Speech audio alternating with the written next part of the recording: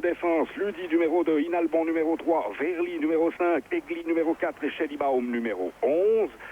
Et puis au milieu du terrain, Geiger 7, Barberis 8, Hermann 6, Bregidis et Briguer en attaque tout seul, esselé face à la défense soviétique numéro 9. Son remplaçant Brachler, Maté de Castel, China, Souter et Burgener, dont on salue le retour en équipe nationale. Et puis, pour l'Union soviétique, qui joue donc en rouge, Dassaïev dans les buts. En défense, Soulak-Velidze numéro 2, Larionov numéro 5, Vitchevski numéro 3, Demyanenko numéro 4, Alainikov à mi-terrain avec le numéro 6, Litovchenko numéro 8, Gavrilov numéro 9, Gotsmanov numéro 7, en avant Protasov numéro 10 et Kondratiev numéro 11. Donc un changement dans les deux équipes par rapport au match de Berne. Chez les soviétiques, en défense, réapparition de Soulak-Velidze numéro 2, et il est dangereux. Son tir est très puissant à mi-distance, alors que chez les Suisses, Schellibaum numéro 11, qui doit fermer le couloir de gauche par rapport à Engel, alors qu'ici, il se trouve, oui, bel et bien sur la gauche par rapport à Engel, et lui a pris la place de China. Ce sont les seuls changements par rapport au match de Berne. Résultat 2 partout, avec un but à l'ultime minute, voire après le temps réglementaire de Egli. Engel. Alors il est clair que, selon toute probabilité, la Suisse s'apprête à livrer ici, au stade Lénine, devant, oui, il y a peut-être maintenant 70 000 spectateurs, une bataille défensive, un seul attaquant de pointe, objectif match nul. Je crois pouvoir interpréter ainsi la formation de l'équipe donnée par Paul Wolfisberg. Encore qu'ici, les Suisses attaquent par... Il y avait Brière sur cette action. Et intervention de Verly. Verly qui était tout de même, et c'est à signaler, à 40 mètres de son gardien Engel. Donc Verly a le souci de faire remonter sa défense et d'éviter que la pression soviétique, qui risque tout de même d'être assez forte ici au stade Lénine, ne le soit trop pour que l'équipe de Suisse puisse garder sa lucidité. Le match sera en effet très très difficile. L'Union soviétique ici est redoutable. Elle avait même battu le Portugal pour la qualification au championnat d'Europe par 5-0. Barberis, bien joué pour Hermann. Barberis Alainikov, demi-défensif de l'Union soviétique qui récupère. Et puis Soulak-Velidze, si je ne fais erreur, c'est bien lui avec le numéro 2 qu'on retrouve. Il était présent au Mondial 82 en Espagne, Soulak-Velidze. Brady tac, appuyé, et puis un soviétique au sol, l'intervention de Schöter. Un soviétique au sol. C'est certainement un des deux défenseurs centraux, qui est peut-être Vichnevski, qui a joué à Berne. Non, c'est Larionov. C'est Larionov qui est au sol, qui a été touché par Brégui à 40 mètres à peu près de la cage de Dassaïev. Ici à Moscou, il pleuvait tout à l'heure. Maintenant, la pluie a cessé. Le terrain est très très légèrement gras, car il a plu également hier, puis en fin de matinée. Et s'il y a 70 000 spectateurs, il y a certainement à cette affluence, peut-être même davantage que 70 000 spectateurs, deux raisons. D'abord, l'Union soviétique joue son premier match en Union soviétique dans cette qualification. Et puis d'autre part, c'est le 2 mai, mais ici, la fête du travail dure 3 jours, puisque tout est fermé. Le 1er, le 2 et le 3 mai. Engel. Retour à Engel après une passe de Inalbon. Verly, attention.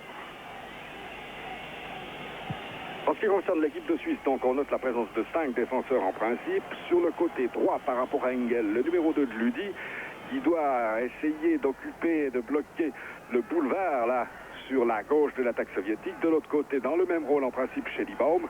Au milieu, Verly arrière libre, puis Inalbon et Egli sur les avant de pointe. En principe, comme à Berne, Inalbon sur Kondratiev.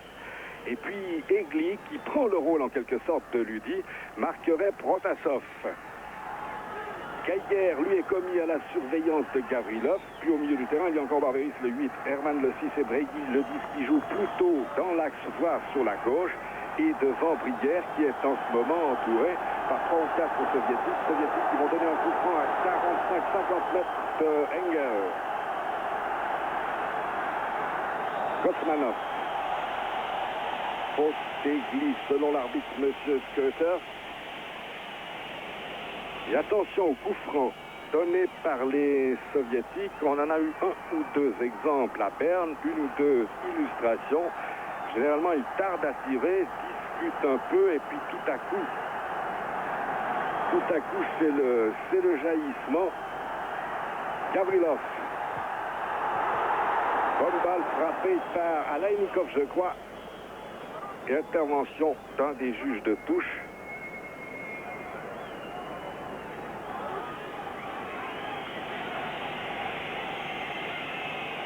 On est vraiment écrasé par l'immensité du stade Lénine.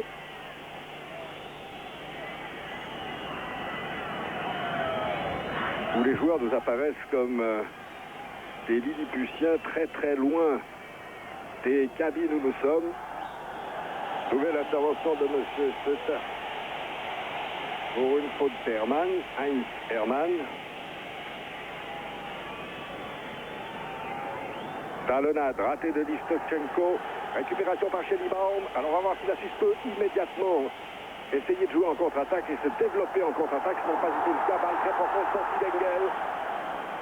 Engel qui trouve une très longue... Non, pas de touche. Hermann à la réception. Hermann avec Larionov.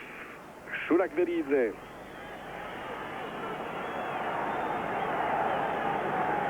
Non, le voici, Shulak-Velidze. Au centre de la défense, Shulak-Velidze. Alors, Demyanenko à gauche, arrivé d'Alainikov. Et puis, sur la droite, vraisemblablement, Larionov. Schellibaum. Schellibaum est là pour lui, il est le plus avancé des Suisses. Il trouve tout de même un appui avec Brady. Hermann. Hermann tente le tir de loin. À 30 mètres à peu près. Mais enfin, on s'attendait presque à une pression plus tumultueuse, plus folle des Soviétiques sur le camp suisse en ce début de rencontre ici au stade Lénine. Et jusqu'ici, tout de même, la Suisse a passé 2 fois ou 3 fois le milieu du terrain. Gavrilov. Interception Brady. Ballon récupéré par Geiger. Briguière. Encore Geiger. Cherche l'appui avec Ludi. Et Ludi donne une balle. On retient par le sol de cette action. Attention, il donne seul. Et bon retour d'Egli. Bon retour d'Egli sur cette action soviétique en rupture qui aurait pu être dangereuse. Sur une balle perdue, si je ne fais erreur, par Ludi. Ludi encore. Barberis sera peut-être très très utile dans la conservation du ballon qui sera vraisemblablement nécessaire à mi-terrain lorsque les Suisses pourront le faire. Hermann. Briguière avec Demyanenko. Tassaïev. Transversale de 50 mètres. Intervention maintenant Brady. Geiger. Geiger a évité très bien Gavrilov. Bonne passe de Barberis qui n'est pas arrivé. Puis Protasov. Attention au débarras de Protasov. L'Allemand est passé. Il y avait 3 Suisses sur l'action de Protasov. Le dernier étant Barberis qui a pu récupérer Ludi. Geiger. Tous les Suisses à l'exception de Briguière dans leur camp, mais très haut, très loin de Engel. Vous en avez la preuve, à 30 mètres d'Engel à peu près. Jusqu'à cette 9e minute. L'équipe de Suisse se comporte comme il faut, tout à fait, jouant le plus haut possible. Encore qu'en certaines circonstances, Egli ici, qui double Verly, soit 10 mètres en retrait par rapport à ses coéquipiers. Ballon perdu par Inalbon, ça peut être très dangereux. Attention à qui est là sur la droite, c'était Kondratiev. Schellibaum.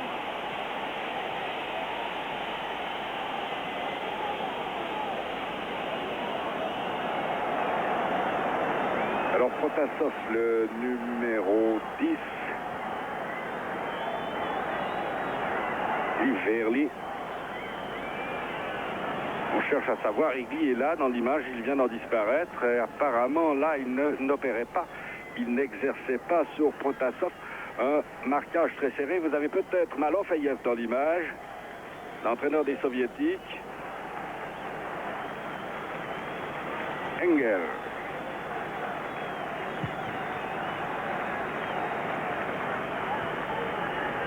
La balle est prolongée jusqu'à Barberis, mais c'est Schellibaum qui la récupère dans le camp des Suisses.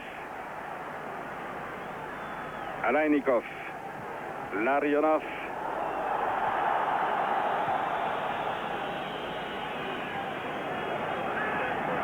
Gavrilov, plaque tournante à mi-terrain, interception par Beris qui a donné un coup de main à Geiger.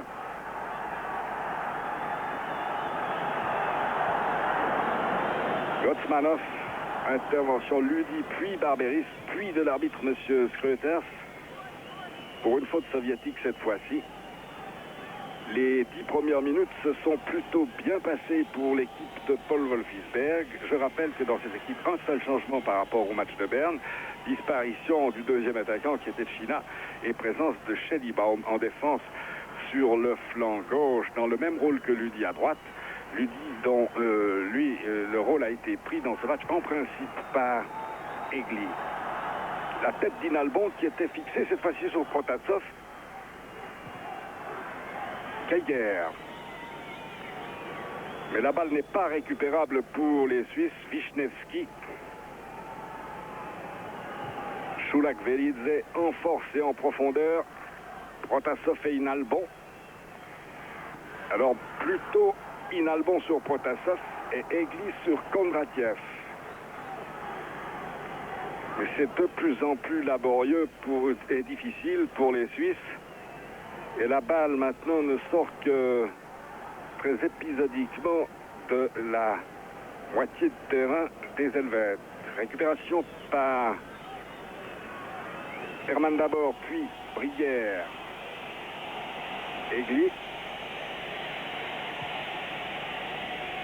Et apparemment, à distance, là, vu du haut des tribunes, les Suisses paraissent assez calmes, très concentrés en ce début de match. Ils ont évité le couac de Bruxelles lorsque, préparés à se défendre dans un match fameux contre la Belgique, ils avaient encaissé un but à la deuxième minute. Ils ont évité en tout cas cette aventure malencontreuse en ce début de rencontre. Shulak-Velidze, retour Gotsmanov.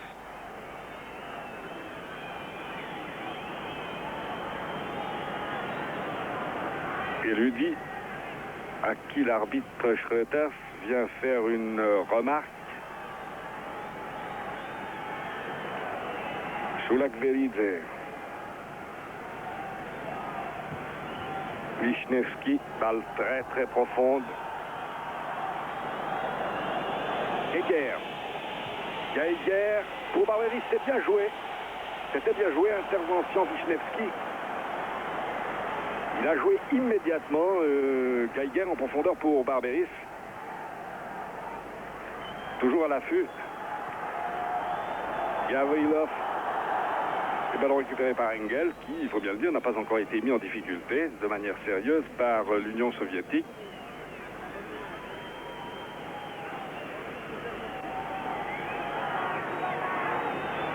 Et si la Suisse est acculée de cette manière longtemps, il faudra des nerfs très très solides pour résister.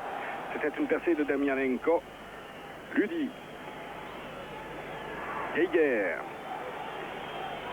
Geiger, il a Shulak-Velidze devant lui. Remise immédiate, retour à Geiger. Attention, Hermann est parti sur le centre. Ludi, retour de Gavrilov. Geiger, bien joué. Et Ludi.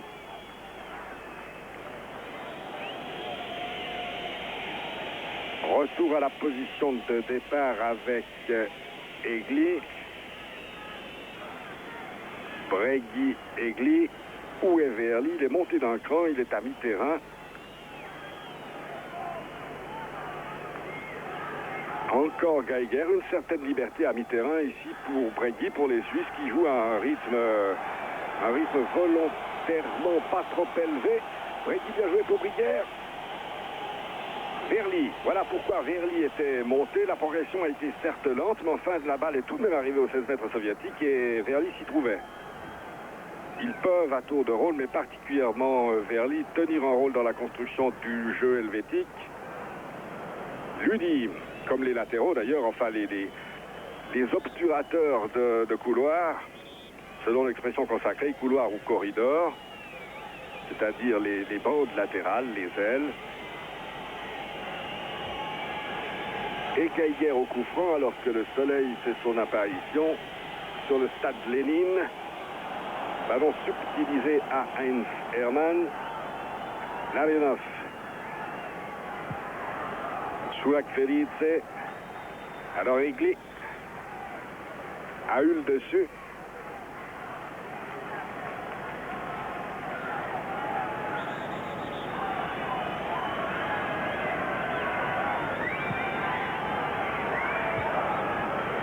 La tête d'Inalbon chez Libaum. Ils sont en plus de 2000, les supporters helvétiques, mais nous ne savons pas où ils sont dans le stade et compte tenu de notre isolement, nous ne savons pas s'ils manifestent. Attention à ce sens. Intervention de M. Freuters, mais le débordement n'était pas mauvais du tout et le centre bien adressé par Alain Nikov.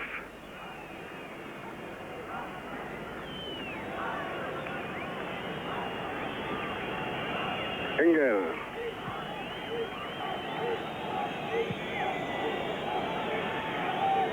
Ils sont 5 soviétiques autour de Briguère qui n'était appuyé sur cette action que par Barberis.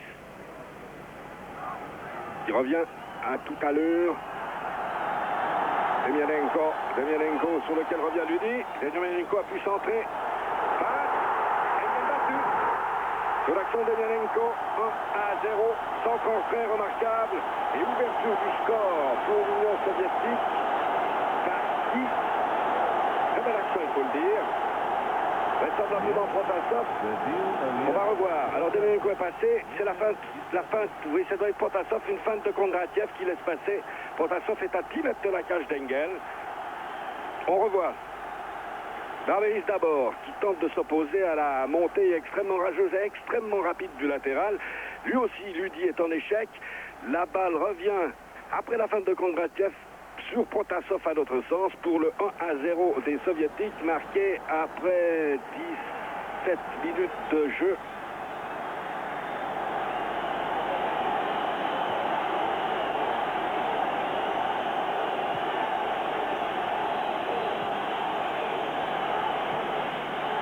Et la surimpression ne nous a rien appris. Quant à l'auteur du but soviétique, il faut dire que cette double réalisation, si j'ose dire, puisque je me permets de répéter que nous avons 2 moniteurs qui sont distants d'1,50 m à peu près l'un de l'autre, sur l'un desquels on voit le jeu, puis l'autre certaines phases, certains ralentis. Engel. Et ça n'est pas facile parce qu'on ne sait pas exactement quelle image vous avez, vous, sur votre écran à certains moments. Alors une image du marqueur de but.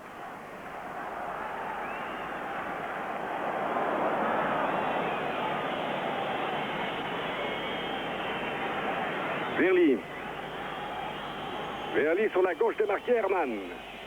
La balle ne parviendra pas à Hermann, à Lainikov. Puis Gotsmanov directement à Dassaïev, qui jusqu'ici n'a guère touché le ballon et qui est un être presque aussi solitaire que Briguère, seul en pointe chez les Suisses.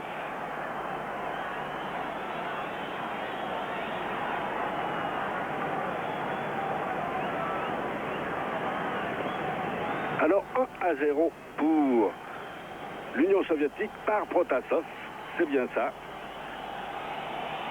Ce n'est pas le but évidemment de Paul Wolfisberg, mais je pense qu'à ce moment du match, Wolfisberg signerait peut-être pour une défaite de 1-0.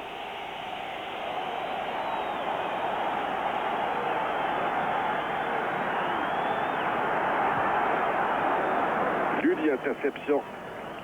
Ça repart par Hermann. l'auteur du but, là, le numéro 10, Protasov au milieu de l'image, puis Briguère qui a éliminé Choulak-Velidze. Verly, Egli pour Ludi. On a vraiment l'impression que Wolfsberg a craint la lenteur de Verly, le fait le plus souvent possible monter d'un cran, laissant Egli en position d'arrière. Il n'est pas d'offside, mais si levé par Kondratiev. Long crochet, balle au centre. Attention, on va pouvoir s'en sortir, mais avec pas mal de difficultés sur cette action dangereuse menée sur le flanc droit. Celui que doit garder Schellibaum.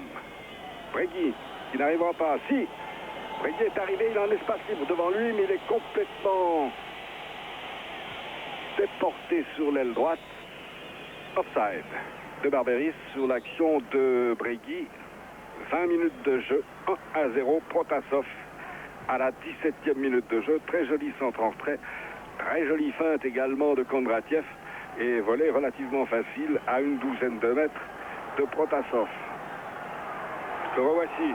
Attention à sa puissance de tir en pleine course. Protasov, c'est bien, c'était pas mal vu là. Il a manqué un petit peu de réaction, le demi qui devait être Litovchenko ou Alainikov. Difficile de le déterminer. Briguère, un petit peu rudoyé et tout à fait sacrifié aux avant-postes dans ce début de rencontre.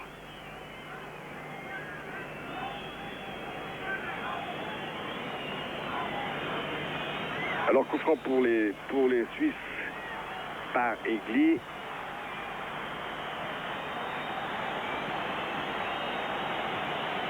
Bonne balle pour Schellibaum. Choc violent entre Schellibaum et Larionov.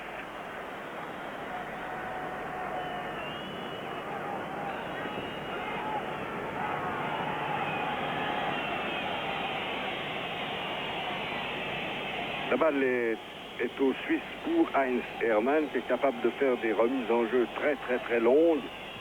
Déviation de la tête, attention d'Assaïev, première intervention devant Barberis.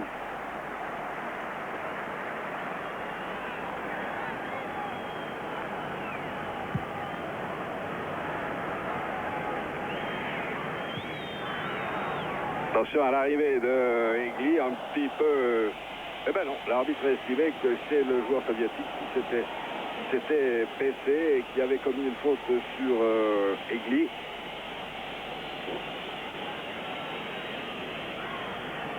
Il laisse jouer à mi-terrain les soviétiques. Geiger a beaucoup de liberté sur cette action. Hermann. Verly, c'était pour Hermann, interception. Alainikov. Attention au déboulé de Demianenko.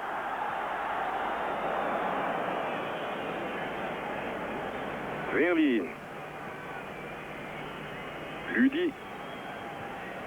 Barberis en déviation. Non, il ne peut pas. Il est légèrement touché à la cheville par Gotsmanov. Wisniewski. Puis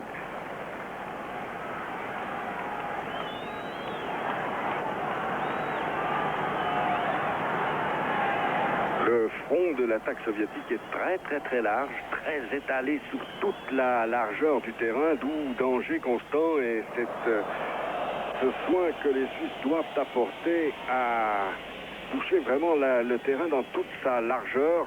On revoit un ralenti assez fugitif d'ailleurs. Intervention Choulak-Velidze sur Briguère.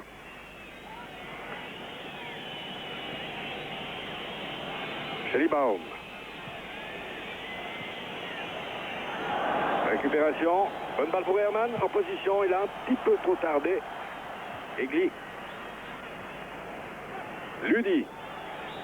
Cherche à éviter Gotsmanov. Faute de Gotsmanov et coup franc à 30 mètres pour l'équipe de Suisse. Qui, depuis le but, a, semble-t-il, très bien surmonté sa défaillance, puisque maintenant elle est tout entière dans l'équipe de l'Union, dans le camp de l'Union soviétique, ce qui est bien la première fois depuis le début de la rencontre. Assaïev menacé puisqu'il a joué au point. Schellibaum.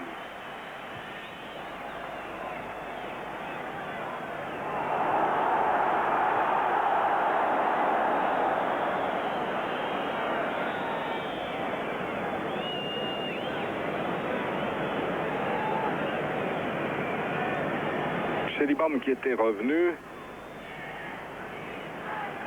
Mais l'arbitre, M. Schoeters, Belgique, avait sifflé. Egli.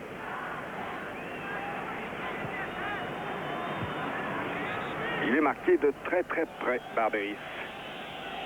De très très près. Uli ne passe pas face à Demianenko. Attention, si Demianenko a envie de se précipiter dans l'espace libre, ce qui était le cas, mais il y a eu une très bonne intervention défensive ici. Ballon récupéré.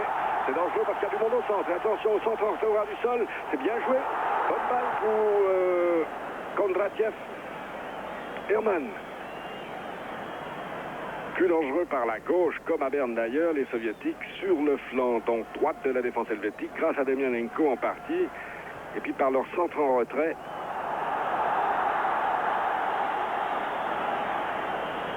Egli est intervenu sur une action de Kondratiev et remise dégagement au 6 mètres pour l'équipe de Suisse. 25 minutes de jeu dans cette première mi-temps. 1-0, 17e Protasov pour l'Union soviétique.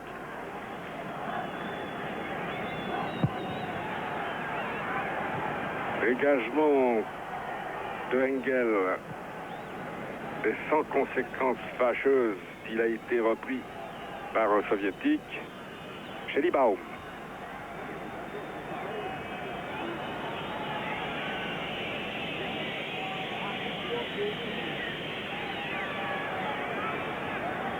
Breguy.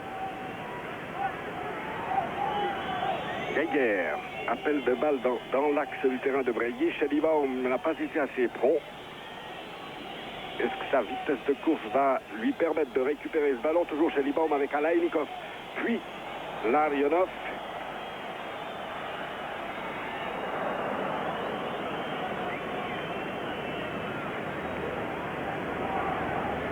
Breguy.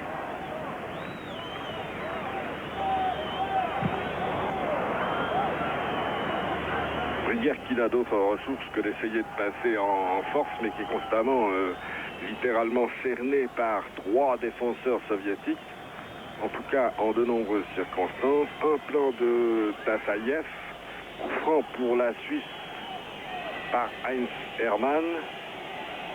Il y a peut-être une possibilité à côté, avec un joueur qui jouait les innocents à côté d'Hermann. Pas de soviétique sur l'action de rupture. Récupération par Verly, c'est curieux. Il n'y en avait que sur l'aile gauche, marqué d'ailleurs par Ludi.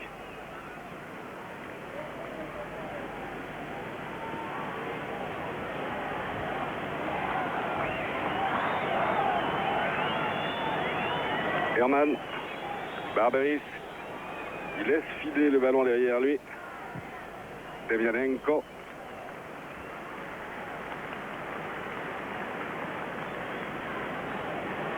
On aurait tendance par instant à considérer que l'orage est passé, que la poussée soviétique a été plus nette aux environs du quart d'heure, avec une concrétisation à la 17e minute par Protasov, mais que depuis la 20e minute, c'est-à-dire maintenant depuis 8 minutes approximativement, la Suisse a pu se dégager et porter la balle dans le camp des soviétiques. Alainikov, retour Wisniewski, Alainikov. Bonne utilisation là, le long du couloir. Est-ce qu'on va pouvoir aller plus loin chez les soviétiques? Engel devant Gavrilov. Engel acquis dégagé. Eh bien, ils sont 2 devant. Barberis cette fois-ci et Brière. Brière, je ne sais pas s'il résistera longtemps au laminage opéré par les défenseurs soviétiques. Enfin, il obtient de temps en temps des coups francs, comme celui-ci à 35 mètres de la cage de Dassaïev, tiré par Hermann. Attention, il y a Ludi sur l'aile gauche, qui était monté pour placer un coup de tête. Schellibaum. Ça ne sera pas facile de passer, ils sont 2 le long. Mais Schellibaum passe. Schellibaum passe, il a Brière à côté de lui, long centre, Brière en pivotant. Bonne action helvétique ici à la 29e minute de cette première mi-temps. Avec en guise de conclusion ce tir en pivot de Briguère après cette action de Schellibaum qui a tout de même éliminé 2 hommes dont Gavrilov chez les Soviétiques avant de centrer pour Briguère. Pas trop de danger tout de même pour le gardien d'Assaïev. Engel tarde à sortir. Là, il y a eu une mésentente en défense.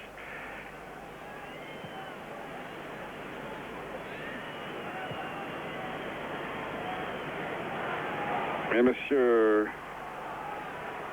Reuters avait sifflé et accorde ainsi un coup franc à l'Union soviétique à 35 mètres de Karl Engel que voici. Dans le mur, Hermann, Geiger et Bregui, et puis Verly sur les 16 mètres, puis Egli qui contrôle le Gavrilov ici. Balle piquée, sortie d'Engel, là. Oui, c'est le moment, c'était le moment. Devant Kondratiev, qui décidément va très très très vite, Kondratiev. On revoit l'action.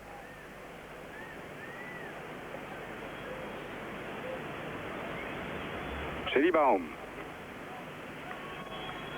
Brigui pour Schellibaum, à qui la balle a échappé. Et intervention de Verly, qu'on voit beaucoup dans cette première mi-temps. 2 très bonnes actions soviétiques dans cette première mi-temps. Une ponctuée par le but de Protasov et une deuxième action du même style d'ailleurs il y a quelques minutes. Une certaine domination, mais pas aussi écrasante que certains le prévoyaient. Et sur les dégagements d'Engel, comme ici, en pointe avec Briguère, il y a tout de même Barberis. Et puis Hermann, en tout cas en cette circonstance. Hermann, déviation pour Briguère. Bonne remise, c'est bien joué pour Brigui. Appel de balle de Barberis sur la gauche, espace libre sur la droite. Brigui. Schellibaum, il a Hermann à côté de lui. Mais ce n'est pas mal maintenant depuis quelques minutes. Les Suisses parviennent à construire quelques actions diverses. D'ailleurs, présence d'Egli sur l'aile droite. Egli a passé. On ne sait pas ce qui se passe sur le terrain. On ne sait pas très bien quand l'arbitre intervient.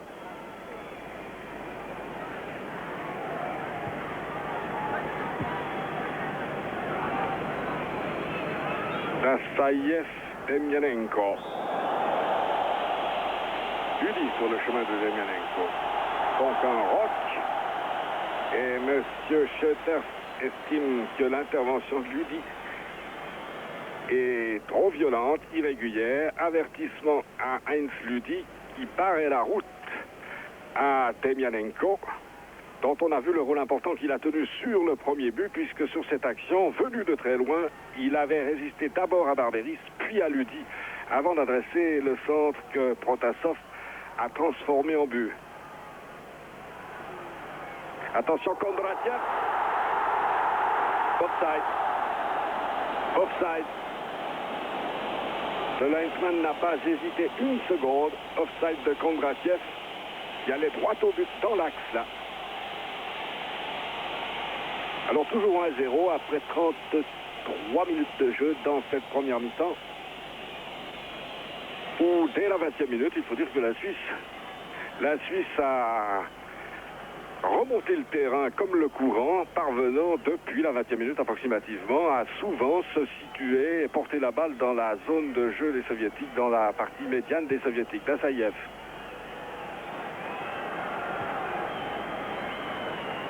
Hermann. Schellibaum. Bregui.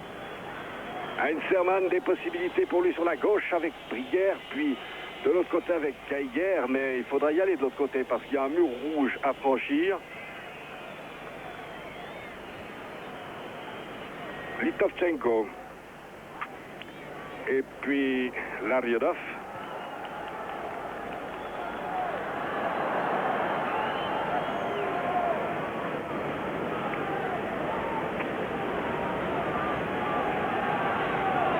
Gavrilov, déviation pour Gotsmanov. Attention à ce Gotsmanov là sur le flanc droit, il est dangereux. Protasov est sur l'aile droite en ce moment, marqué par Inalbon. Il y a eu des permutations, mais on peut dire qu'en fait, c'est Inalbon qui contrôle Protasov, alors qu'il avait laissé Kondratiev qu'il marquait au début de la rencontre. Gavrilov, il va laisser à ses coéquipiers, intervention, offside. En l'espace de 3 minutes, 2 offsides consécutifs qui mettent un terme à des actions soviétiques qui auraient pu être dangereuses. La première l'a été d'ailleurs, puisque Kondratiev a pu marquer, mais le but a été annulé. 35 minutes de jeu. Il en reste 10 dans cette première mi-temps. Toujours 1-0, Protasov, 17e minute pour l'Union soviétique. Egli. Donc Ferli est monté, il est décalé, il est à mi-terrain, offrant une possibilité de passe et d'appui supplémentaire. Attention, Barberis qui soulève la balle en direction de Bregui, sans succès. Ça va repartir très vite parce qu'il y en a des deux côtés. Il y a Kondratiev, je crois, sur la gauche. Oui, c'est lui, face à Ludi. Egli et Kondratiev. Qui trouve-t-on de l'autre côté? La tête d'Inalbon. Et puis Egli.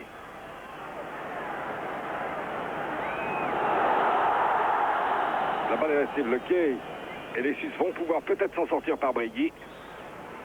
Il reste au sol, d'où l'intervention de l'arbitre belge. Ludi, il a de l'espace, Ludi. Il n'a pas grand monde devant lui, sinon Barberis qui est en pointe et puis Hermann qui est sur l'aile gauche. Bon, si Ludi réussit à donner sa passe dans son propre dos, voilà qui est fait le long de la ligne à Heinz Hermann, c'est mieux. Ludi encore. Briguer, non, on n'a pas pu récupérer, bien joué. Et maintenant, Shulak Velidze. Emelianenko. Hermann, est-ce que Hermann réussira là où deux Suisses ont échoué tout à l'heure pour la compte d'Emelianenko? Attention, il va être sur ça. L'arbitre Sutter n'a rien dit pour le moment. Il laisse l'action se poursuivre. La balle revient. Et c'est 2-0. C'est 2-0. Les Suisses interviennent. Engel est fâché. On avait le sentiment d'un pénalty que l'arbitre a laissé aller et l'Union soviétique porte le score à 2-0. Je vous avoue, on ne sait pas très bien par qui. Peut-être par Gavrilov. Ça n'est pas certain. Ou Gotsmanov. Dire que l'image là n'est pas très claire. C'est Kondratiev qui réussit le dribble, mais ce n'est pas lui qui tire. De toute façon, c'est Protasov encore, le numéro 10, comme tout à l'heure, 2-0. On avait remarqué sa puissance de frappe et sa valeur au match aller à Berne. On en trouve aujourd'hui une confirmation aux dépens de l'équipe de Suisse, 39e ou 37e minute plus précisément, 2-0 par le même Protasov. Qui est ici marqué, vous l'avez dans l'image, par Egli.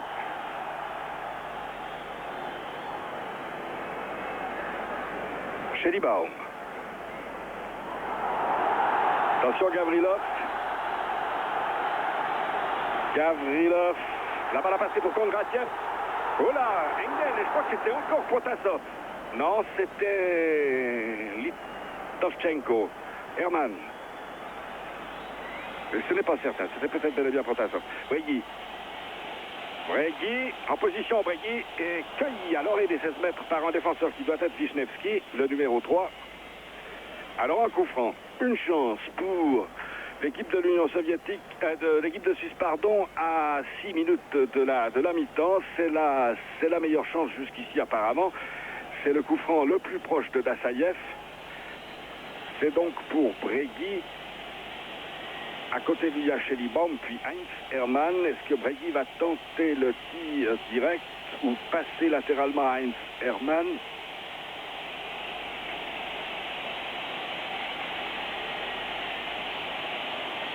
Bregui, il a levé alors beaucoup trop haut son ballon par-dessus le mur soviétique sans inquiéter Dassaïev.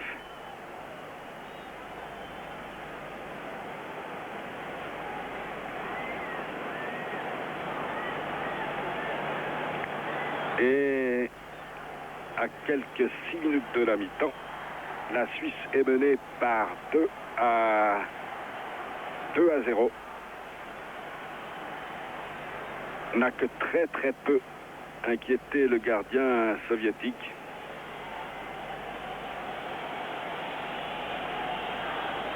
C'est dire que maintenant la question qui peut se poser à Paul Wolfisberg et à l'équipe nationale dans son ensemble, c'est faut-il essayer de limiter les dégâts avec cette formation de tendance défensive qui a été alignée au début du match ici à Moscou, il faut-il la modifier avec l'espoir d'obtenir un but, de revenir au score face à cette équipe de l'Union soviétique qui joue pour la première fois, il faut le rappeler tout de même, sur son sol, qui a joué 3 fois à l'extérieur, faisant 2 points, un à Berne et puis un en Norvège, perdant en Eyre à Dublin, et qui certainement va faire ou essayer de faire le plein de points ici sur ces 4 matchs, c'est-à-dire 8, qui porterait son total avant d'aller jouer, enfin son total sans tenir compte du match à jouer au Danemark, à 10, qui paraît un total suffisant pour se qualifier pour le Mexique dans un groupe où 3 équipes sont assez proches les unes des autres si l'on considère les résultats obtenus jusqu'ici. De l'inquiétude, de l'anxiété dans le visage de Karl Engel.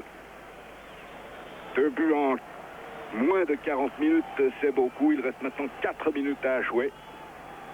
Ce qu'il faut éviter, en tout cas, c'est le 3e avant la pause.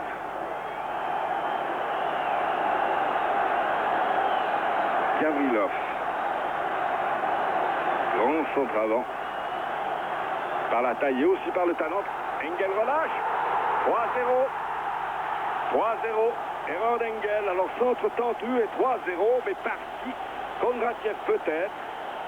C'est une catastrophe pour l'équipe de Suisse que ce 3e but, à notre sens, c'est Kondratiev qui a marqué.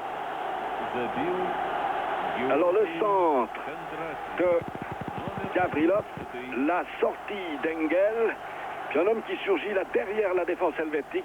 3-0, ceci à la 41e minute. Kondratiev en effet, sur une erreur d'Engel, mais il faut dire que le centre-tir, le coup franc adressé par Gavrilov était assez redoutable. Alors 3-0 Kondratiev, c'est évidemment beaucoup. Il faut remonter tout de même assez loin pour enregistrer un résultat négatif aussi net. Il y a eu des 3-0, certes en Hongrie, en Belgique, en Hongrie 2 fois, en RDA, mais c'était au terme de la rencontre. Et puis il y a même eu récemment, je parle ici des matchs joués sous l'ère Wolfisberg, il y a eu également un 4-0 concédé face à l'Espagne à Genève en mai 84. Mais en tout cas, sur le plan comptable, c'est l'échec en première mi-temps avec 3 buts encaissés, 2 de Protasov, 1 de Kondratiev par Engel. Alors tous les plans de l'architecte sont à l'eau. De l'architecte Wolfisberg sont à l'eau. Cette équipe défensive, ce n'est pas la première fois, n'a pas réussi dans sa mission. Ce fut le cas à Bruxelles. Et pour transformer une équipe défensive en équipe offensive à la mi-temps, ça n'est pas très facile, mais il y aura vraisemblablement des changements en deuxième mi-temps. Coup franc, Bregui, Hermann. Aiguille sur la voie, Bregui. C'était un peu mieux cadré que tout à l'heure.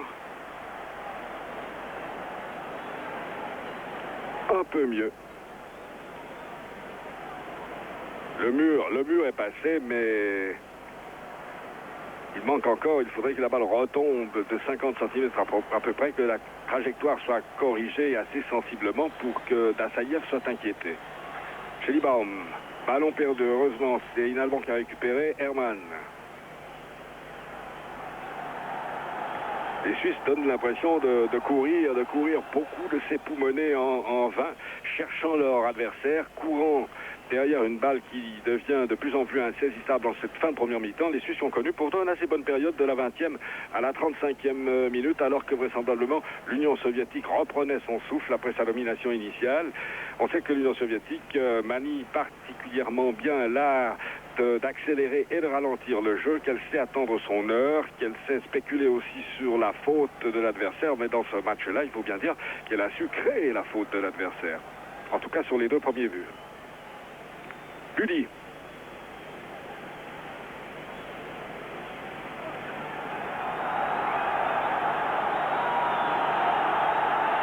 Et on y est passé. Et Guy aussi, un homme surgit dans le dos de la défense. Ludin, c'est plus que faire.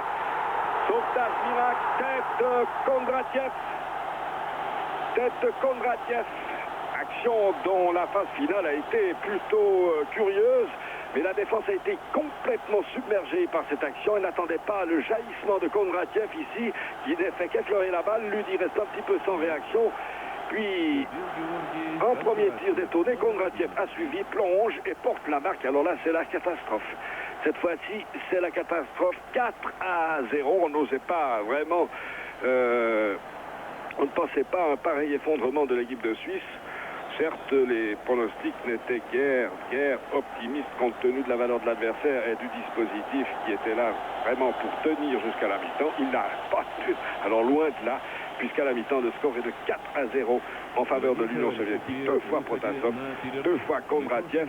Mesdames, Mesdemoiselles, Messieurs, j'espère que vous serez tout de même fidèles à l'équipe nationale en deuxième mi-temps pour suivre cette deuxième mi-temps qui va commencer dans une douzaine de minutes et pour laquelle nous vous donnons rendez-vous.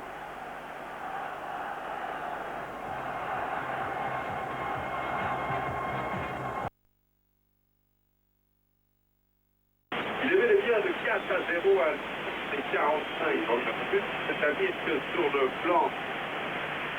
sur le plan comptable, c'est vraiment le score le plus lourd enregistré depuis très longtemps. On se met à penser avec certaine inquiétude au 8-0 encaissé contre la Hongrie en 1959 à Budapest par une équipe nationale.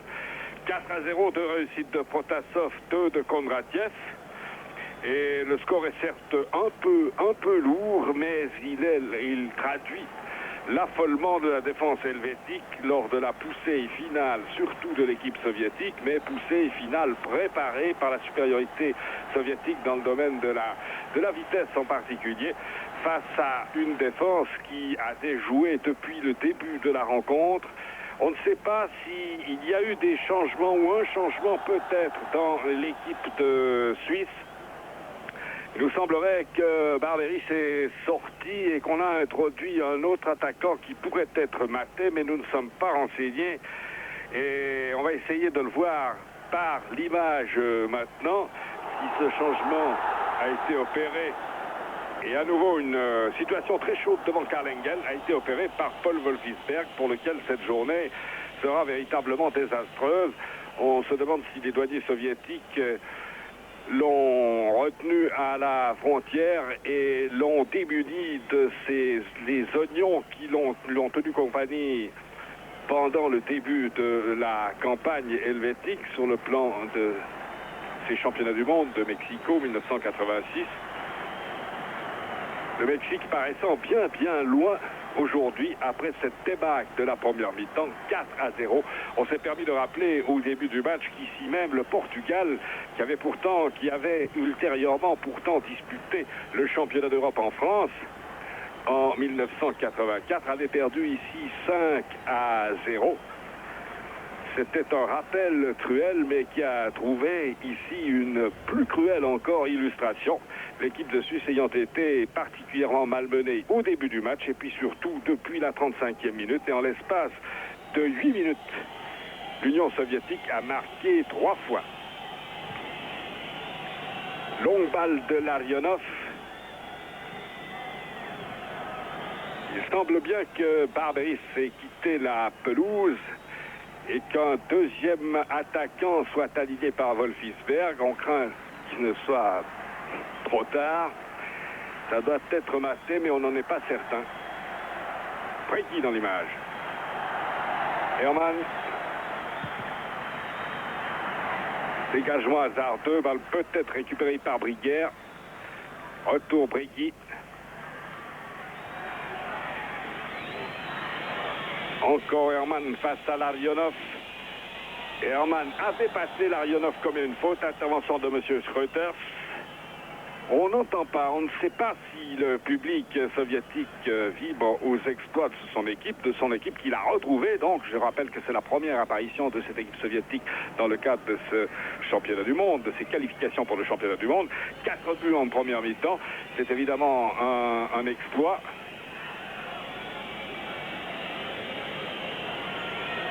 Alors, il n'y aurait pas de changement, semble-t-il, dans cette équipe de Suisse. Barberis serait sur la pelouse. La tête de Gotsmanov et intervention de l'arbitre. Pas de changement dans l'équipe de Suisse. Oui, Barberis est bel et bien là. Pas de changement non plus, bien sûr, chez les Soviétiques, dont les deux attaquants de pointe, Protasov et Kondratiev, qui étaient marqués individuellement, ont marqué deux fois chacun. Ils avaient d'ailleurs manifesté déjà leur valeur à Berne lors du match du 2-2. Et ce soir, il a éclaté, comme a éclaté la défense helvétique. Alors, Larionov, il a du champ libre. Larionov renvoie de Egli, puis Schellibaum. Wisniewski, tous les Soviétiques dans le camp des Suisses.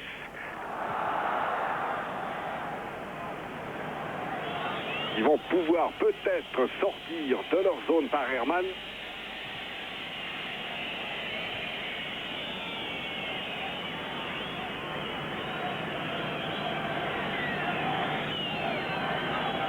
Les plus pessimistes, enfin ceux qui passaient pour les plus pessimistes avant la rencontre, pouvaient penser éventuellement à un 3-0 et se disaient qu'avec une défaite de 2-0, la Suisse s'en tirerait bien parce qu'elle ne connaîtrait pas, la Suisse, toujours la même dose de chance qu'elle a connue dans le match contre la Norvège, en partie contre le Danemark, voire à Berne contre l'Union soviétique. Mais personne n'allait jusqu'à un 4-0, surtout à la mi-temps, car on ne voit pas comment les choses pourraient s'arranger pour l'équipe de Suisse face à cette équipe de l'Union soviétique qui, en fait, à l'exception des 4 buts, ne s'est créé que 2 ou 3 autres occasions.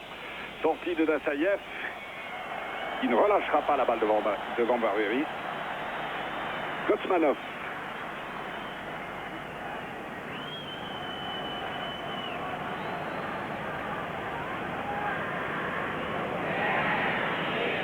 Hermann.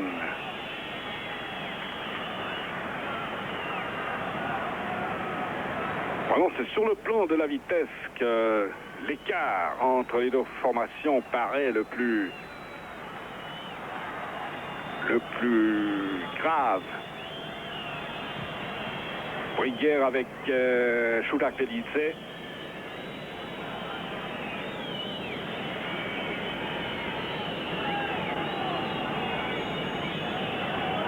Corner pour la Suisse par Brigui.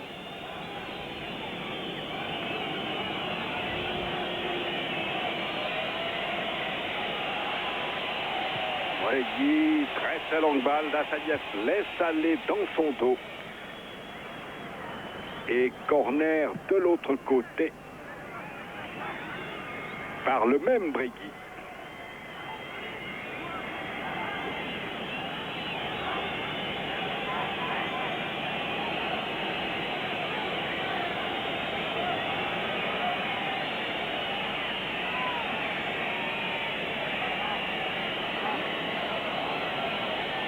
Alors, Brigui et Gliela. La balle est remise. Offside. Offside. Sur cette remise-là, face à Dassaïev, qui d'ailleurs n'aurait pas été trompé.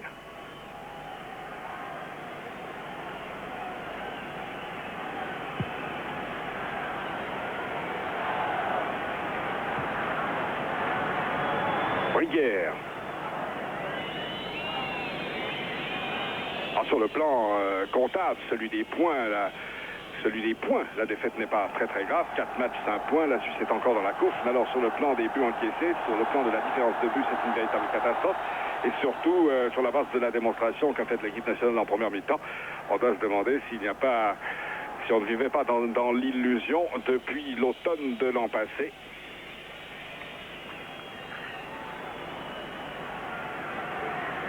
Demianenko. Encore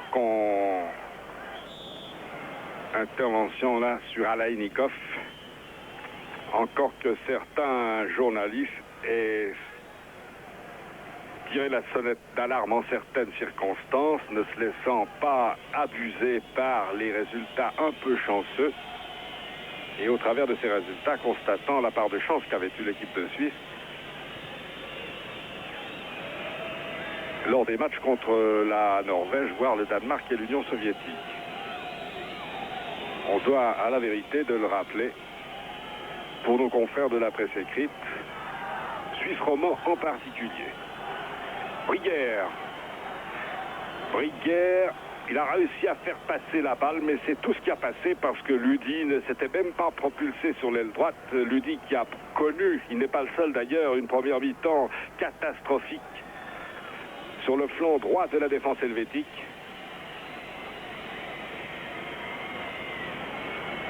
Alors, Tassaïev.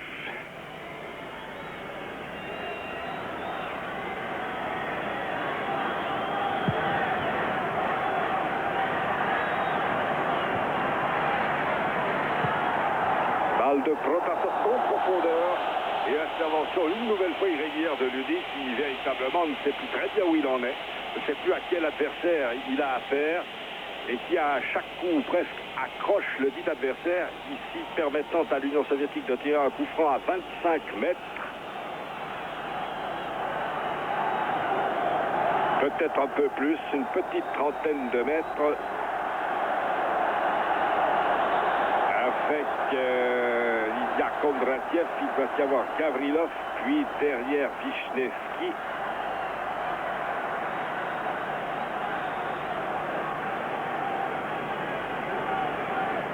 Alors Gavrilov, Kondratiev, Protasov et puis Litovchenko sur la droite. Protasov, Litovchenko. De peu. De très peu. Ceci après 8 minutes de jeu dans cette deuxième mi-temps, toujours 4-0. Ceux qui se seraient absentés trop longtemps, qu'ils se rassurent, il y a toujours 4-0. Le score n'a pas été aggravé. La Suisse a tiré 2 corners tout à l'heure, aux environs de la 5e minute. C'est tout. Très longue balle pour Briguère. Interception Vishnevski. Tassaïev. Demyanenko. Alors, s'il en a l'intention et le loisir, il pourrait à nouveau faire des dégâts parce qu'il est parti très vite là-bas sur la droite pour poursuivre l'action relayée par un de ses coéquipiers, Kotsmanov. Larionov et Shelibaum, Larionov, Gavrilov, pour qui Alainikov, la balle ne passe pas. Alors que c'était bel et bien Demyanenko qui suscitait la passe en profondeur dans l'axe face à Engel, là. Brady.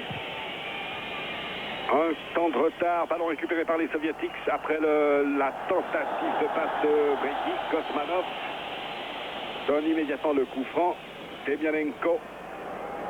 Mauvaise transversale. Non, mais ce n'était pas Demyanenko, c'était Kondratiev. Encore Brady avec Litovchenko. Verli. Herman et Brady. Briguère. Retour à Brady qui paraît bien disposé. Il a du mérite parce que dans ces conditions-là, pour retrouver un embryon de morale, il faut le faire.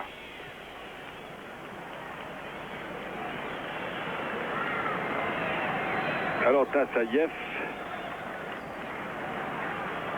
qui aura vraisemblablement connu la première mi-temps la plus tranquille de sa carrière internationale. Larionov. Kondratiev avec Inalbon.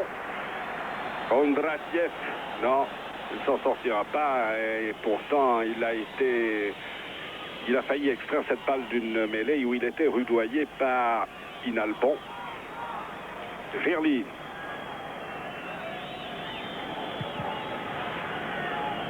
Engel. Long dégagement, Barberis, contrôlé par Demyanenko. Gavrilov, bien joué, finement joué de l'extérieur. Kotsmanov dans l'axe, ballon récupéré par Ludi. Il donne alors une image d'affolement parfaite. Demyanenko en position. Il est pris la roulade technique. Mais Ludi est revenu sur Demyanenko. Et Briguère. Faute commise sur un Suisse.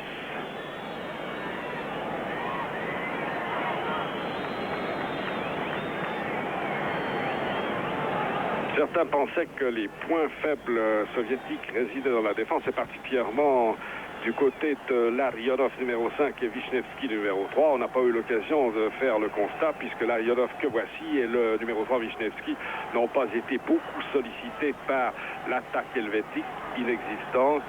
Demyanenko, il a décidé, lui, qu'on ne s'arrêterait pas à 4-0 Demyanenko, et c'est la troisième fois qu'on le voit, cette fois-ci dans l'axe du terrain, tenter la percée. Hermann, intervention de M. Schroeter. 40 mètres de la cage de Karl Engel.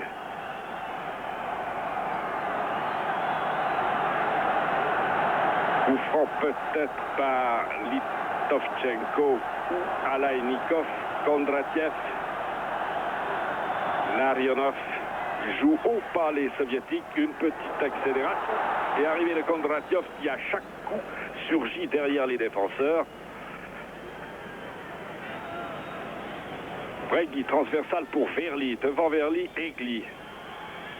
Ils n'ont pas été plus à l'aise que Ludi et Shedibaum en première mi-temps. C'était une balle pour Egli qui était montée. Il y a quelques Suisses qui y croient encore, qui cherchent tout de même à créer le danger. Gotsmanov. Transversal par Protasov pour Gavrilov. Gavrilov, longue balle pour qui? Demyanenko. Alors attention, Demyanenko face à Ludi. Demyanenko cherche à passer le long de la ligne de touche. Il ne passera pas. Mais il obtiendra le corner. Il avait pourtant une possibilité avec Gotsmanov. Il a préféré l'affrontement direct avec Ludi. On a vu le visage de Geiger qui traduit, ma foi, assez bien le désarroi total de l'équipe de Suisse.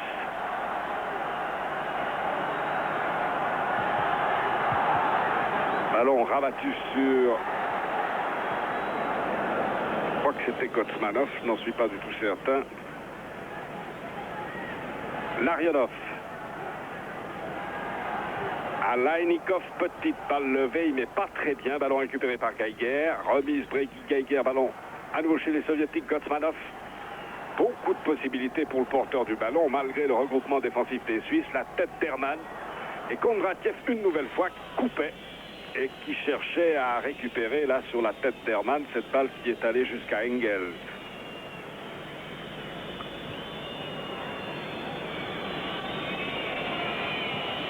Hermann.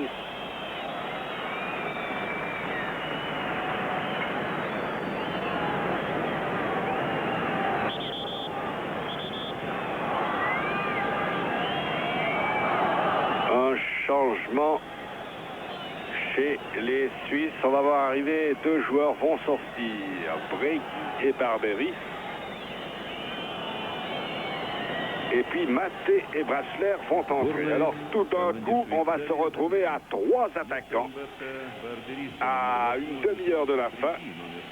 Christian Maté et Manfred Brasler pour Breguy et Barberis.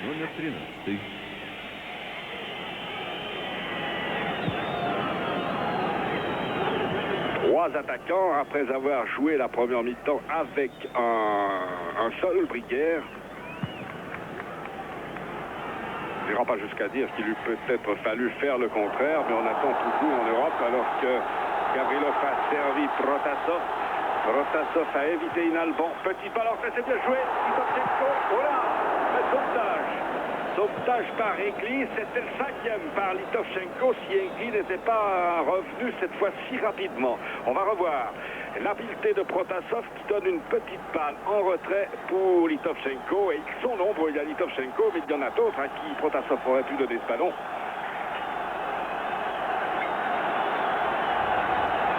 Gavrilov sur le corner. Gavrilov, Engel. Qui n'a pas dû s'amuser en première mi-temps. Certes, il a commis une erreur sur le coup franc du même Gavrilov qui a permis à Kondratiev de marquer et de porter le score à 3-0. Mais devant un quintet aussi affolé devant lui, on ne saurait lui adresser de trop vives critiques. Gavrilov.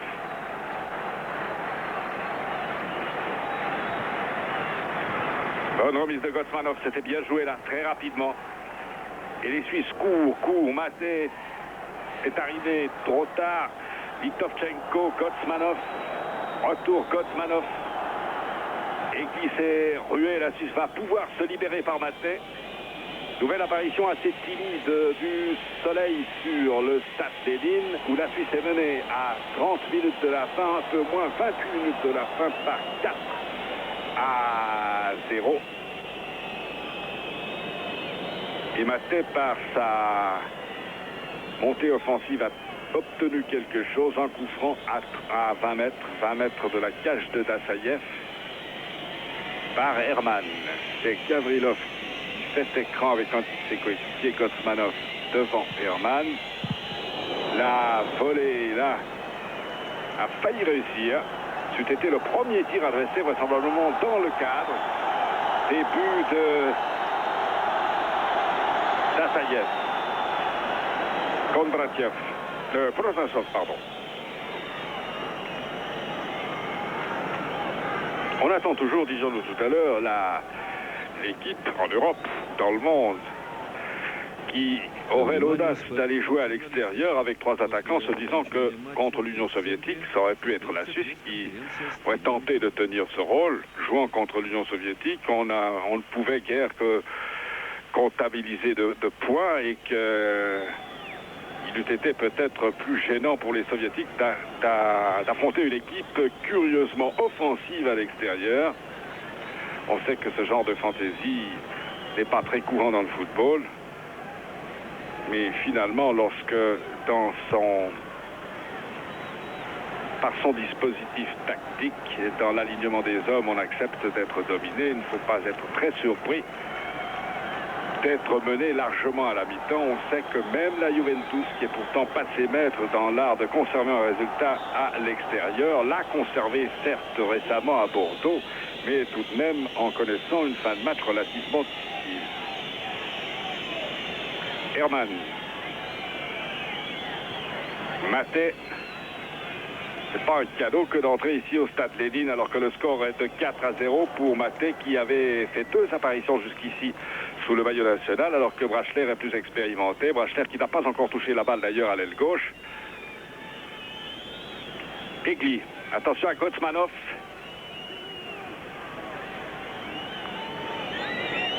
Ballon récupéré par Brachler. Brachler, il a pris bien sur sa droite. Maté qui est parti sous l'aile gauche.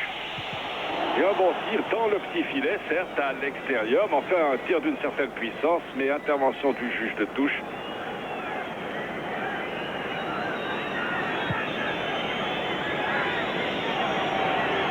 On revoit.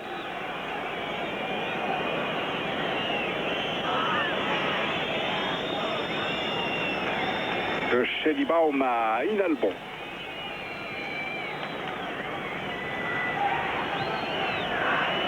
En ce début de deuxième mi-temps, les Soviétiques donnent l'impression de prolonger le 1er mai et de profiter pleinement de leur 2e jour de vacances, puisqu'ici, cette fête se joue... Cette fête dure 3 jours. Sourak Velidze.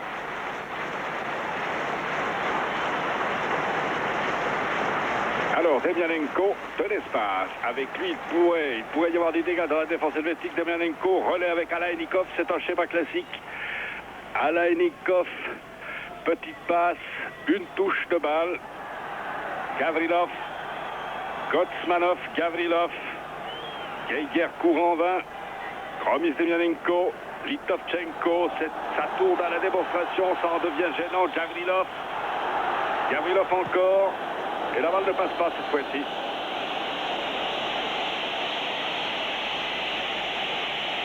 Et cette balle avait peut-être franchi la ligne de fond.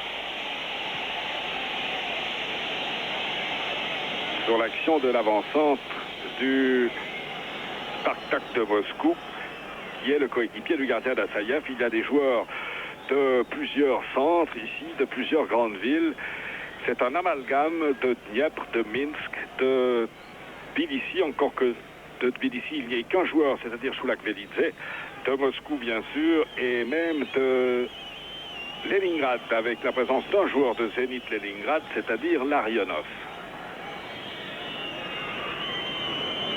Schellibaum. Ils ont l'air complètement déboussolés. Les Suisses font preuve d'une bonne volonté évidente, mais c'est à peu près tout ce qu'ils manifestent sur ce stade Lénine. Schellibaum centre arrivé. C'était Brasler. Bricker face à Demianenko. Paraît aussi efficace dans le jeu défensif que lors de ses montées en avant, dont on a vu quelques exemplaires en ce début de deuxième mi-temps et en première mi-temps surtout.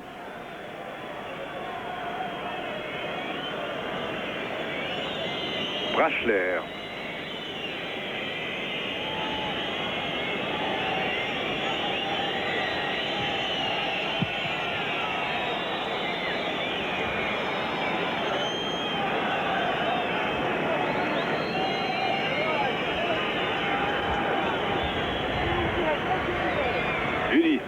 Rudy pour Maté.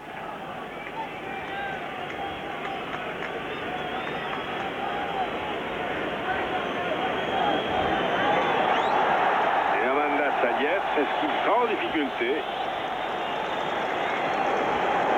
Saïev, très longue balle, mais le soviétique est en pointe et tout seul. Alainikov. Brasler. Monsieur, je préfère insiste Brasler un petit peu plus de modération.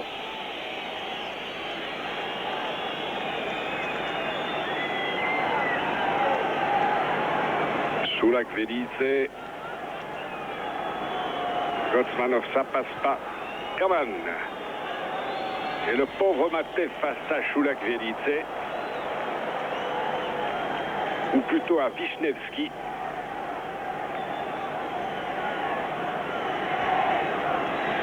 L'impression d'écrasement est terrible vu d'en haut de la tribune. Les joueurs ont vraiment l'air complètement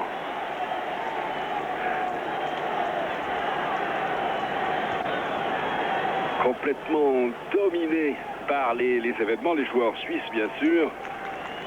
On avait déjà au début de ce match, à la présentation des équipes, lorsque les Suisses sont entrés sur la pelouse, une impression assez désagréable de petitesse dans cette immensité du stade Lénine. Compte tenu de l'option défensive du coach et de l'équipe nationale, on a vraiment le sentiment que rien ne pouvait se passer de très glorieux pour l'équipe de Suisse aujourd'hui. Certes, entre la 20e et la 35e minute, on a eu au moment où les Soviétiques paraissaient lever un peu le pied, le sentiment que la Suisse pouvait, non pas refaire son retard, mais enfin tout de même équilibrer un petit peu plus le jeu. Brasler.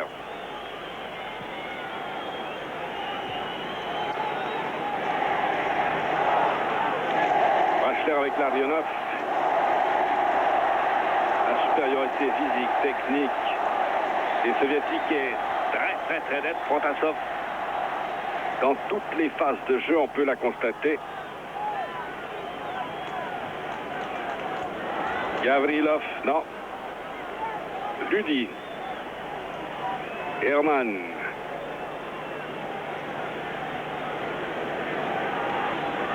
Geiger. Et Brier au sol après en contact avec Choulak-Velidze qui ne le ménage pas. On revoit leur apparition d'un nouveau joueur soviétique, le numéro 15, qui est Cherenkov.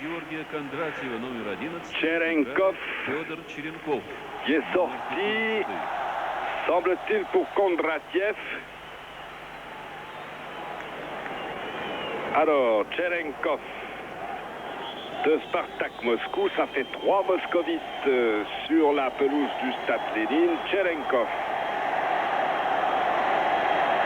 qui n'était pas apparu dans l'équipe soviétique lors des dernières rencontres jouées par les Russes, en tout cas pas dans cette phase éliminatoire de la Coupe du Monde. Bonne balle, retour à Alainikov qui a tiré sur son coéquipier Gavrilov. Mais la balle ne quitte pas les pieds soviétiques. Larionov. Elle échappe alors aux Suisses. Larionov débarqué sur la gauche. Retour de Verly et de Ludi.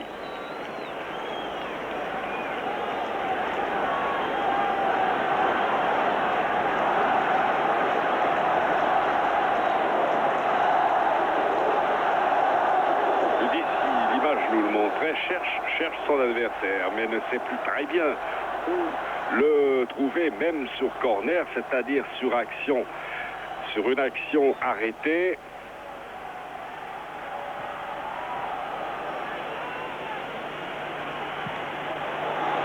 Engel.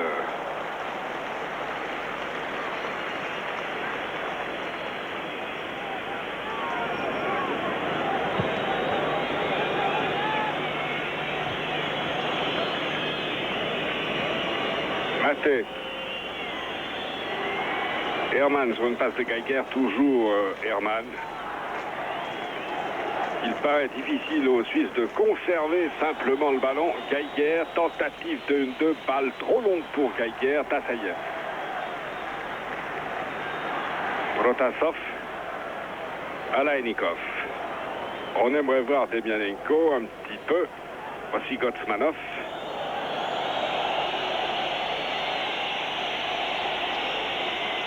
Il est sagement le long de la ligne, le numéro 4 des Soviétiques, Demianenko, attendant une passe latérale qui aurait pu lui être donnée là par Choulak-Félizé, qui visiblement a changé d'avis. Eh bien non. Demianenko. Alaïnikov. Alaïnikov, Demianenko est maté. Demianenko. Il a l'appui d'Alaïnikov sur la gauche. Alaïnikov, mais cette fois-ci tout de même, la défense suisse par Verly est intervenue. Hermann.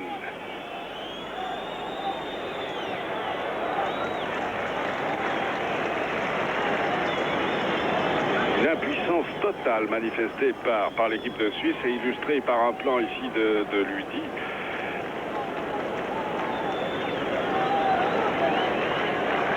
Et l'URSS qui avait commencé relativement modestement cette phase de qualification redevient vraisemblablement le favori.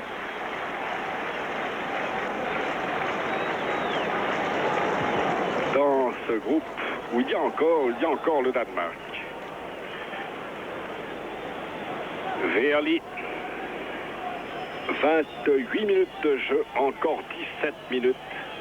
Toujours 4-0. Les 4 buts ayant été marqués en première mi-temps. Protasov, 17e minute. Protasov, 37e minute. Kondratiev, 41e minute. Première balle touchée par Cherenkov. Pas beaucoup de succès pour le joueur du Spartak de Moscou. Et puis Kondratiev, 45e minute. 4-0.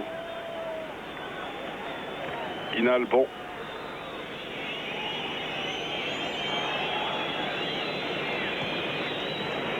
Ludi, une passe de Zavolt récupérée par Gotsmanov ou Alaïnikov.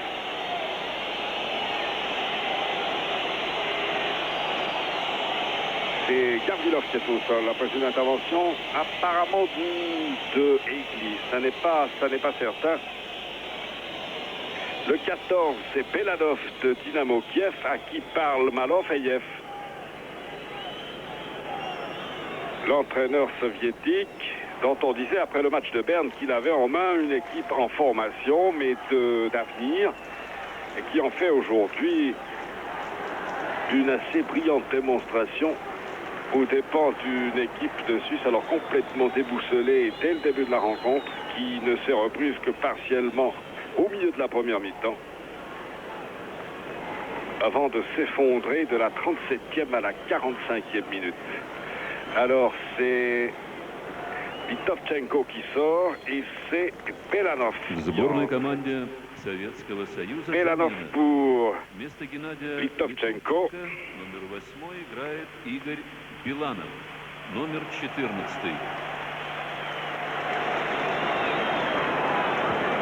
Bonne remise directe. À une touche, le jeu, pas de complications. Très collectif à 2 ou 3 joueurs. Bachler, il est très loin du but puisqu'il doit venir chercher la balle dans son propre camp à 20 mètres à peu près de la ligne médiane. C'est dire quel chemin lui reste à parcourir pour aller inquiéter Dassayev. Wisniewski, Larionov d'Assayev. Il est indiscutable qu'en deuxième mi-temps, les Soviétiques ne forcent pas trop leur talent. Cherenkov, interception Veerli.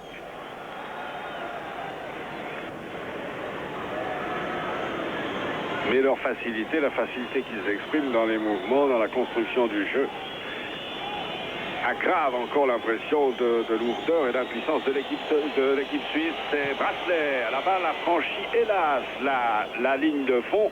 Mais là, Brasler s'en était bien sorti et a failli réussir une percée solitaire de 30 mètres approximativement.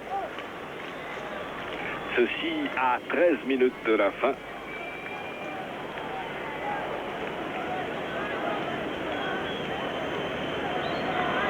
Assayev.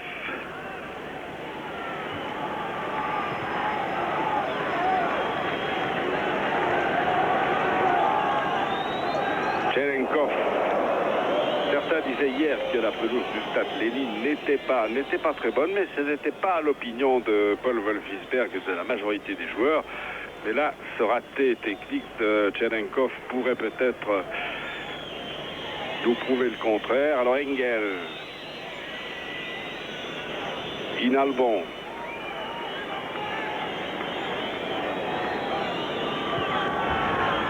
Veerli.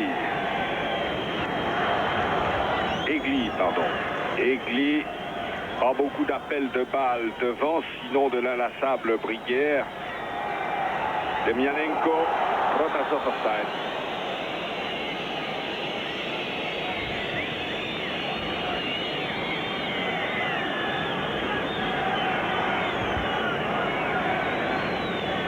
Chelibaume.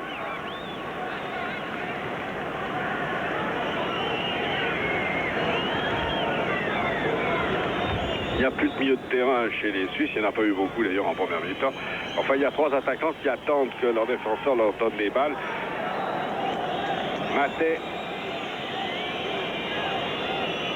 Maté préserve son ballon malgré trois soviétiques. Ludi.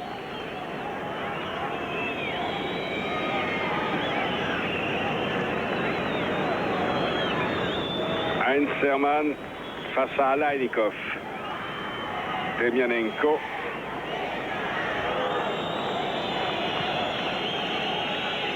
Alainikov. Retour d'Hermann.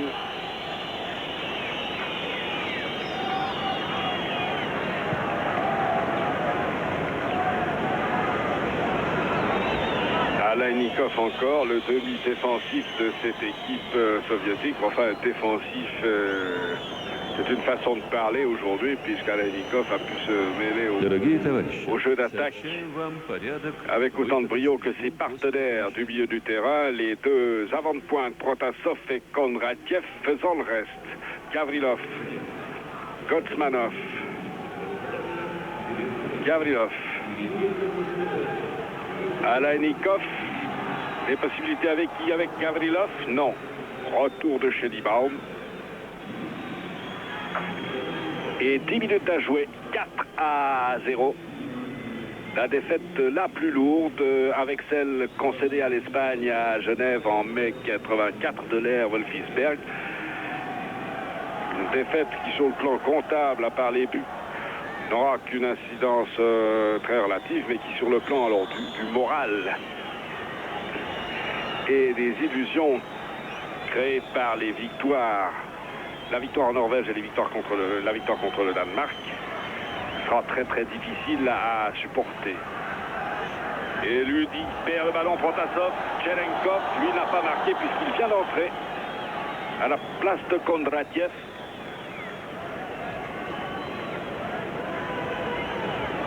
Inalbon.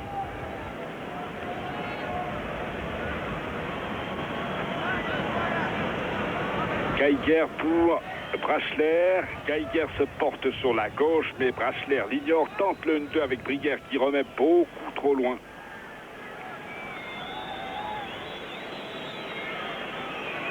Briguière, Chelibaume. Veerli. Brasler.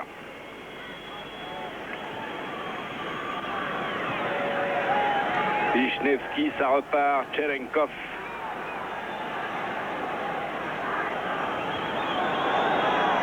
Belanov. Belanov, il a Inalbon devant lui. Au centre, qui lui dit. Il renvoie pas très bien d'ailleurs. Herman, puis Kemianenko.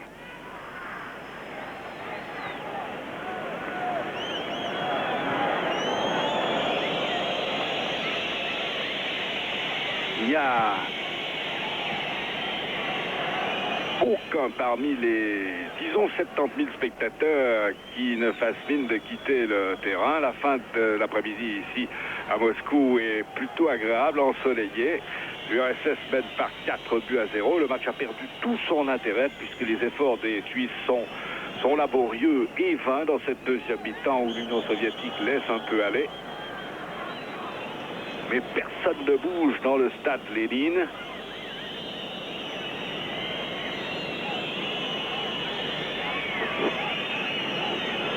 Ils savoureront la victoire de leur équipe nationale jusqu'au bout. Les spectateurs de ce stade immense et pas tout conçu pour le football. Herman.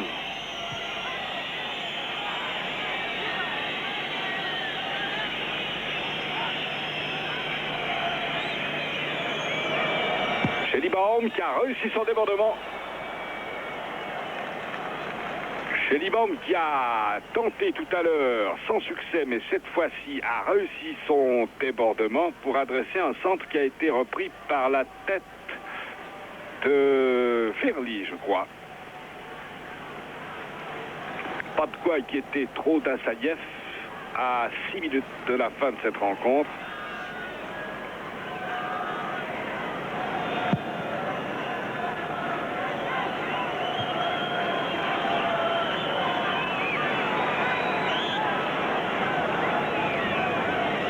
Cherenkov, coup franc pour les Suisses par Egli.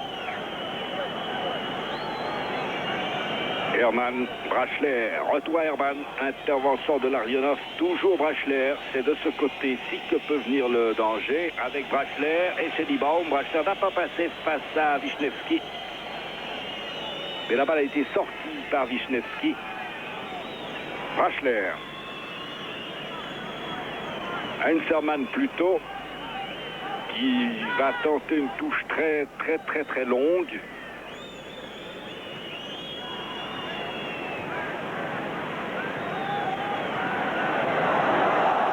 Protasov, il est seul, sont deux avec lui maintenant. Ils sont venus très vite. Possibilité de but pour Gavrilov peut-être. Gavrilov laisse aller.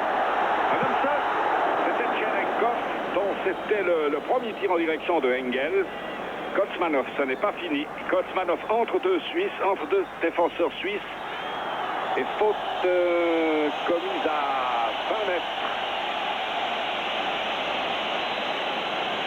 sur Cherenkov, vraisemblablement. Non, ce n'est pas lui.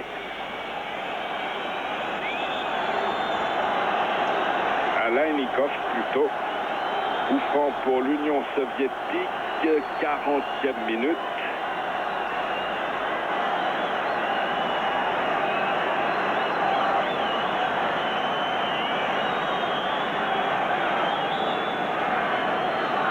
Talonnade pour Gavrilov.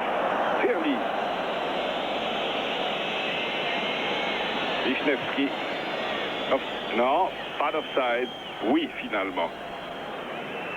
Selon le juge de touche.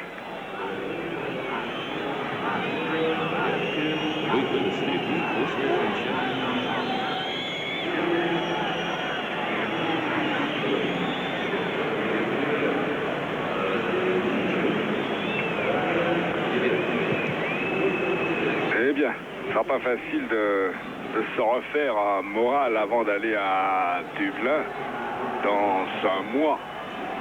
Jouer contre l'Irlande qui n'a fait qu'un petit 0-0 contre la Norvège hier.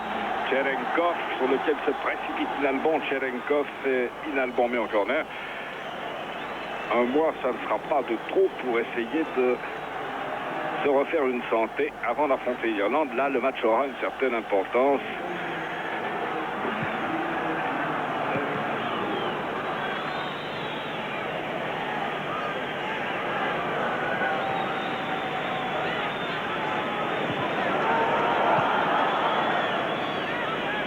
Verli, attention à Gotsmanov. Verli. Geiger. Sont même dans la capacité de franchir les Suisses, premier rideau rouge constitué par les attaquants. Très longue balle d'Engel, la tête de Maté.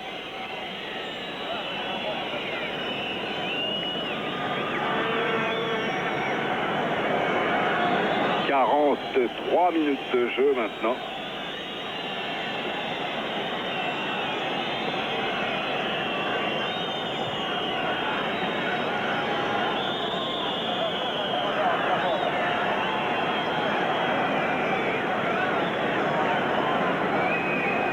Il y a tout de même dans le public des gens qui se déplacent maintenant et qui semblent vouloir quitter le stade de Lénine. Larionov, appel de balle sur la gauche. On n'a pas vu de quel joueur soviétique. Gavrilov, qui sert de plaque tournante là au milieu de son équipe, entre sa ligne intermédiaire et ses attaquants de pointe. Avec beaucoup de lucidité d'ailleurs. Rachler, dernier rush du Saint-Gallois, poursuivi par Wisniewski.